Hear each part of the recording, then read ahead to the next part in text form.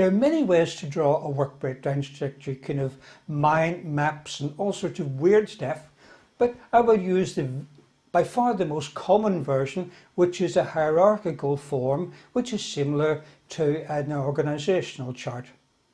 At the top, we will place the main deliverable on the project, which in our case is a house. Obviously, a house is too complex for people to deliver, and so we need to break the product down. The process of repeatedly breaking down a product into simpler components is called decomposing. An ugly word, but it's something you need to know for the examination. So let's decompose our house into the main sub-deliverables. We have 1, the foundation, 2, the roof, 3, the walls, 4, the interior. Remember, I promised to teach you some strange new words. Do you know the name for the main sub-deliverables in the work breakdown structure? You need to know this for the exam. If you don't know, they are called the control accounts. The foundation is a control account, the roof is a control account, the walls are a control account, and the interior is a control account as well. Hey Jim, you made a mistake. You're building the roof before the walls have been built. You'll have to change them around. No, I haven't made a mistake. That's your first main lesson. What, that you don't make mistakes? Well, that's true, but the next main lesson is that the work breakdown structure is not time ordered. It can't be, because it won't be until we create the schedule that we'll know for sure which order the products will be delivered.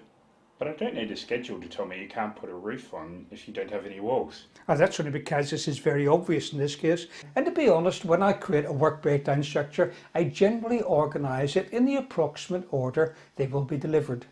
But when you get down to tens or hundreds of work packages on a complex project, you can't tell the order for certain. And you would have to change your work breakdown structure every time you make a tiny change to your schedule. But as I said before, we're focusing on passing the PMP exam, and PMBOK is always right. So we have decomposed our products down into major sub-deliverables or control accounts. We ask the question, do we understand how to deliver these products? In each case, the answer is no, we must decompose further. We will examine the foundation first. We need prepared land.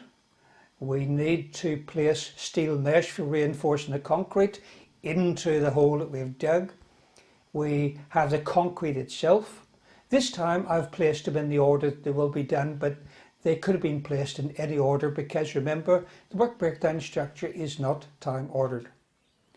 Why does it say land prepared, mesh installed and concrete laid instead of prepare land, install mesh and lay concrete? It's because every item on the work breakdown structure is a deliverable, but prepare land, install mesh and lay concrete are activities. You must always make it very clear in the wording that they are deliverables. Some deliverables are problematic because in English the deliverable and the item are the same word. For example, plumbing could mean all the pipes and taps in the house, or it could mean the activity of installing pipes and taps. In this case, you would say something like plumbing completed or plumbing installed, as long as we can understand it is a deliverable and not an activity. When you're creating a work breakdown structure, you must check that every entry on it is a noun. That's the easy way. And we could similarly decompose the other control accounts. I've left the last one with a question mark to represent all the others that we'll need later on. Earlier I mentioned work packages, and they are basically sub-deliverables that are simple enough to be understood and to be produced. If you look at 1.2, mesh installed, you cut steel mesh to fit inside the excavation, maybe weld a couple of pieces together. So that's simple enough to be understood and be produced. So that is a work package. 1.3, concrete laid. A truck will pour concrete, it just needs to be spread over the mesh with a shovel and smoothed out. Again, clearly that is a work package. A work package does not get decomposed any further. But then we look at 1.1, land prepared.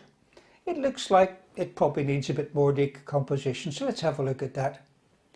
And we come to another new word. A sub-deliverable that needs to be decomposed further is called a planning package. So land prepared is a planning package. Let's decompose it. We have arrived at work packages, so we don't have to do any more on this control account. What about all these numbers? What do they mean? The numbering system has two purposes. Firstly, it helps you find your way around the breakdown structure. If someone mentions work package 4.3.2.1 on our house project, you would immediately know it is part of the interior, it is part of the plumbing, and it is the first work package in the second planning package. So you find it right away. The second purpose is to do with finances. But first I will tell you more strange words. The numbering system used in the work breakdown structure is called, do you know? It's called the Code of Accounts. If you know something about financial accounting, you may be thinking that it sounds very like chart of accounts in the general ledger. And that is because the work breakdown structure Code of Accounts is mapped to the chart of accounts in the organization's general ledger. And so if you give a work package reference or planning package reference or control account reference to the accountant, they should be able to provide you with all the financial information about it. For example, the amount of budget expended on it. All these things can appear on the exam, but when was the last time you saw this information in a PMP training course? PMBOK is not prescriptive about the Code of Accounts. You can use numbers or letters or numbers and letters or anything you want really, as long as it's meaningful to your organisation and achieves its main purposes. So there is our work breakdown structure. It still has planning packages to be decomposed and then it will be complete. It's time for another strange term. As you can see from the work breakdown structure, you could actually start building the house before you have decomposed all the planning packages. You could, for example, complete the foundation and build the walls while you're finalising the other work packages. Starting a project with planning packages still in the work breakdown structure is called rolling wave. But at this stage, you're probably wondering, where are all the activities? If you include activities in the work breakdown structure, as some project managers do, the technical term for this is a dog's breakfast. Our first major point today was that the work breakdown structure shows only deliverables or products, and we represent them by nouns. We will now draw a line onto the work breakdown structure to prevent activities from creeping in. And now we leave the project scope management knowledge area and slip quietly into the project schedule management area, which was called the project time management area in the previous versions of PMBOK. And the area we will be working in is define activities. The PMBOK guide tells us that define activities is the process of identifying and documenting the specific actions to be performed to produce the project deliverables.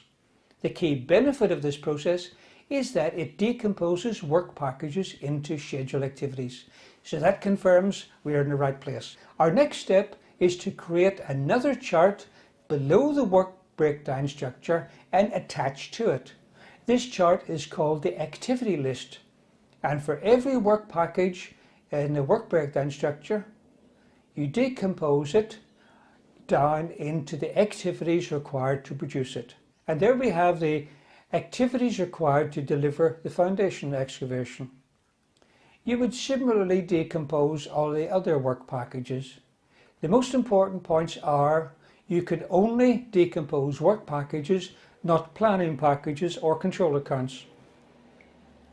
The activity list, as the name strongly suggests, must contain only activities and never any deliverables.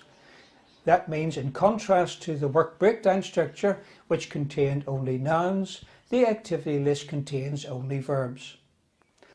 Well, that covers about 2/3 of the work breakdown structure. There is more I would love to say, but we really don't have the time. Perhaps now you're beginning to see why it's one of my favourite areas of the PMBOK guide. I hope that you found something of value in this lesson today.